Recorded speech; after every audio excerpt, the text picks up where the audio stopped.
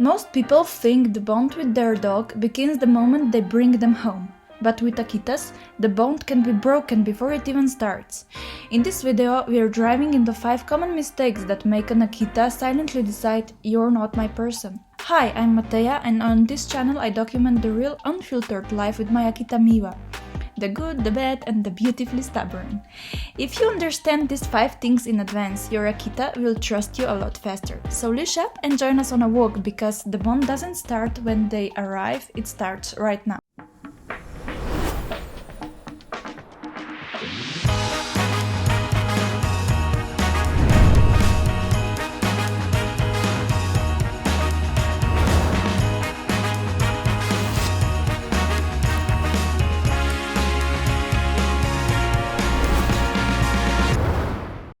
A lot of people fall in love with Akitas because of how calm, elegant and quiet they seem. You scroll through pictures, noble postures, deep eyes, barely a bark, and it's easy to think, what a gentle easy dog. But that calm, it's not softness, it's strategy. Akitas are constantly observing, quietly sizing you up from the moment you enter the room. And if you treat them like a typical dog, overly familiar, overly affectionate, or worse, you try to win them over with baby talk and treats, they will emotionally shut the door. No drama, no noise, just quiet distance. But when you respect that intensely, when you approach with calm confidence instead of clingy energy, something shifts. They start to see you as worthy of their trust. Therefore, before they ever set paw in your home, you need to understand this. You're not adopting a fluffy sidekick, you're welcoming a silent guardian with the soul of a samurai.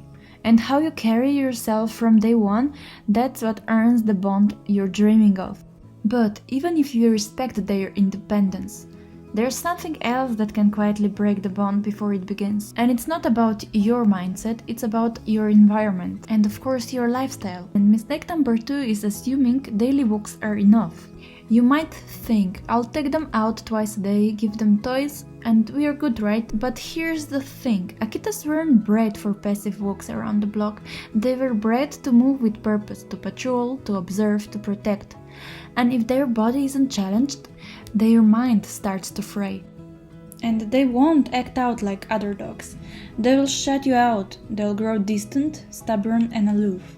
Like, you're just there.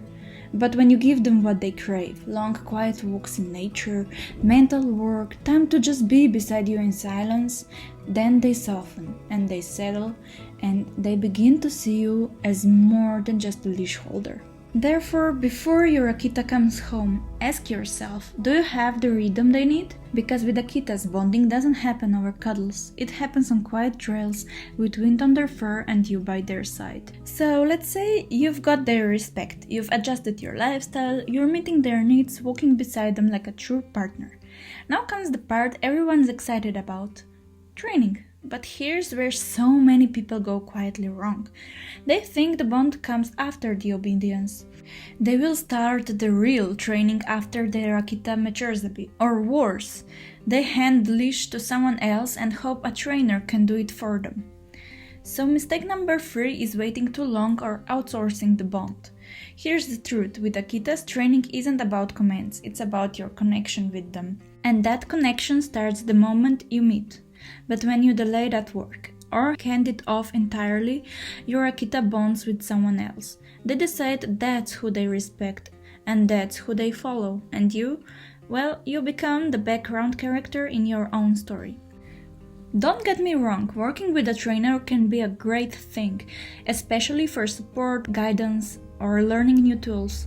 But please remember, they can't build the bond for you. But when you show up from day one, when you lead calmly, set boundaries, build trust, you become their anchor. Not the loudest, but the one they look to when the world feels too much. Therefore, don't wait for maturity. Don't wait for a problem. Start building the bond through training, because again, for Akitas, training is the trust. But trust isn't just earned in your home, it's tested out in the world. So picture this. You're out on a walk with your Akita. You're calm, confident, walking like a true partner, in sync, in charge and connected. And then suddenly everyone sees it. They see how amazing your dog is. Elegant, fluffy, regal, but chill. Your living, breathing teddy bear. Can pet her? Oh, she's so fluffy. Whoa, is she friendly? And then you pause, you smile, and maybe you even say yes just to be polite. But here's what's actually happening in your dog's mind.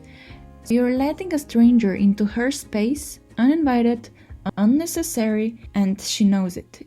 To you, it feels like friendliness. To her, it's a violation. One you allowed, because Akitas don't crave attention. They crave respect, distance, dignity.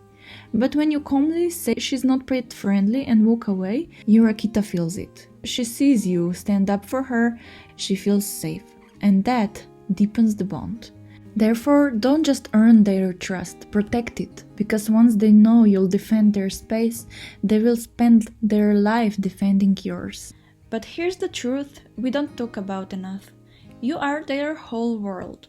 Your Akita doesn't care about your job, your phone, your plans. Well, they care about you. Your voice, your presence, your energy. And at first that weight is humbling, but then life gets busy. We get used to the silence, the loyalty, and the way they always stay close. And that's the mistake. We stop noticing how much we matter. We forget that their time is short. We forget what it means to be someone's entire universe. Because Akitas don't beg for love. They give it, fully, silently, and without conditions. And all they ask is that we don't take it for granted. Therefore, don't wait until they slow down to realize what you had.